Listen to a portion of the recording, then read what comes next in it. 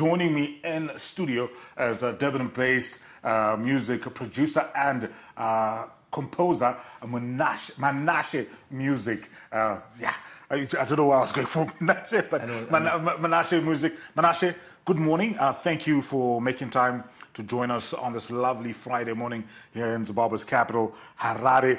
Obviously, you've been working in the music industry, based in South Africa. You're home right now. What brings you home, first of all? Let's start right there. Home, I mean, I'm home, you know, so there's nothing that brings me home besides the fact that good day. You know? Home is best. Yeah, I good day. Yeah. So, yeah.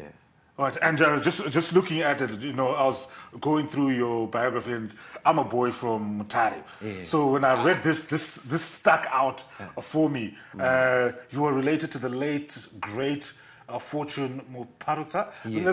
Let's talk about that and the influence that it's had on you in terms of your own music career. Because I know as a producer, composer, and even as a musician, you know, he was probably way ahead of his time. Yeah, and even if you listen to some of his music now, you know, it's hard to believe like it was from the 90s. Yeah. I mean, let's talk about that relationship and the impact it's had on your own career in music. Okay, so Fortune is my mom's young brother. Yeah. What happened is our father and our mother fell apart at some point when we were young.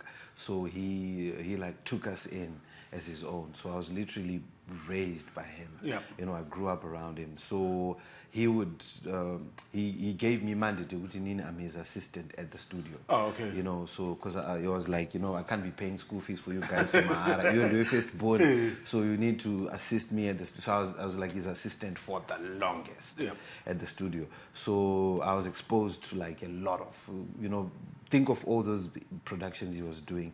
You know, I was like assisting him at the studio and all that. So that's how I got like fully exposed to a lot of that.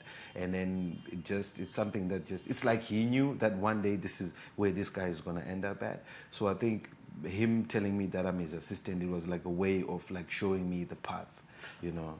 All right. Yeah. And I'm just looking at that time that you guys obviously worked together and that experience, especially in the studio. What are some of the lasting lessons that you've carried forward and have formed the bedrock of who you are as Manashe Music, the producer and the composer? I think the most important thing that I've learned that he used to teach me a lot was music inogadzirwa in 7 keys. Apana, there is no new music under the sun, and you must always find yourself somewhere in the music and be you. Be original. If you're Zimbabwean, if you're going to do whatever you're going to do, make sure there's something that identifies who you are in it. But moving away from the influence that your uncle, Fortune Muparuta, had, you know, how then, obviously, did you then start cultivating your own career as a music producer and a composer? And, you know, maybe just walk us through some of the artists that you've had the privilege to work with. Yeah. Okay, so I think when I was in high school, he was doing major players, and I come to party and so I really, because my days actually it was 50 Cent rap, so I was influenced by it also. And in Nandine Power Manje, guys, I can make beats, so let's form a group. So that's how I literally got in. So started going to my studio outside Baden, and then recording rap, and then after that didn't work out, and then started evolving into linking up with Anna Flash Gordon, you know, and then getting there, and then also amateurishly trying to produce and all that, and then eventually I found my feet, and I was like, you know what, this is what I'm gonna do now. And by that time I had set up a studio with Tererai Mugwadi, you know, so did a lot of work. I've recently released one of the records that we did there. It's called Slow You Down. There's a video for it. I'm sure you guys should be having it here. And yeah, from there, felt like I had more to give, and I needed a bigger platform, so I decided to move to South Africa.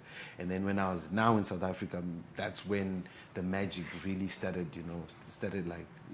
And then looking at your journey so far as a producer and a composer, I mean, is there any specific moment where you were like, nah, I've made it, or where you thought, my uncle will be proud? You know what? Funny thing is, there's been a lot of times like that, but there's been a lot of times like that, you know, and it doesn't make sense until it's something that we can all celebrate and be like, wow, so this is what that guy was talking about. Yeah. But trust me, there's been a lot of moments like that. Yeah. All right, and obviously being in South Africa, how has that helped you evolve your craft as a producer, and maybe coming to the present? What are some of the key projects you mentioned? Something that you slow down, is it? Slow You Down. Slow You Down with Terror. What are some of the other projects that you're expecting to push out in the immediate future, or that you have just been working on in the recent past? All right. There's a couple of releases that I'm doing in SA. But my main focus here right now is I'm releasing singles that from the music that we did, like I was saying with Terry. So they Slow You Down.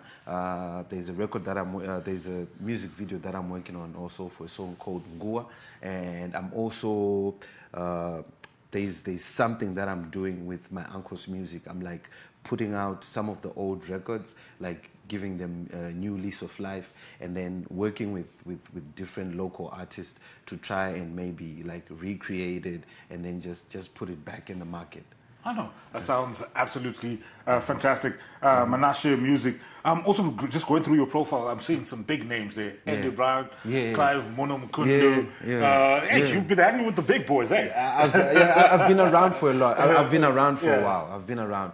I stayed when my uncle died. Dara Brown came to, because Brown used to come to studio, so he knew how close I was to him. So when he passed away, because I was by myself by the flat, he came and he said, you know what, you're young and it's not going to be easy for you to deal with. Why don't you come to Studio Shakaza at his house in Cranbourne, and then just be there, and at least you're around company. I can also assist you with a few tricks and all that. So I stayed with him for like 2-3 years at his house, and I really learned. I think that's those are the defining moments of my musical path, you know. I really got defined because there's a lot that I learned from him, and I think that's the most that's in play right now, you know. I know as a producer and a composer, you really don't have an option but to collaborate with musicians, with artists. And like, I want to talk about that collaborative process. How much, obviously, you did speak about when you started out, you were a beat maker essentially and inclined towards hip hop.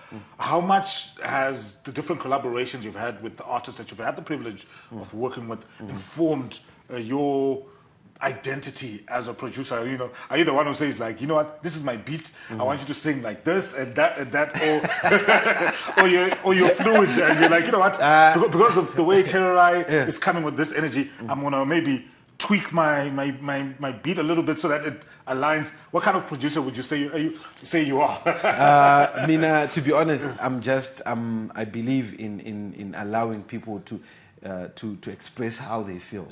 So what I do is I create a piece of music. You know, as I'm creating it, I already hear someone's voice, and I already be like, if Ningi is gonna come. So you create with an artist, or a group of a specific like, style of artist. You know, and then be like, you know what? As soon as I'm done, I'm gonna send it to them and see if it strikes them on the face. And half the times, when I have in mind with Ningi and I send it to them, they'll be like, brah, this is what I've been trying to get into, man. Where have you been? And then they ask, and I'll be like, no, man, just do what you feel. You understand? Just do what you feel. And then some will say, nah, I'm not gonna direction. And then me, I'll be like, do you still remember my records? You know, so this is what inspired me to get to here. So, you know, find your way within it. And then, you know, they just express themselves. You know, I think if people are given a platform to fully express, I mean, magic will just be, it'll be. Manashe Music joining us this morning. Konapo, Ipapo pa ZTN Prime, DSTV channel 294, the place to be.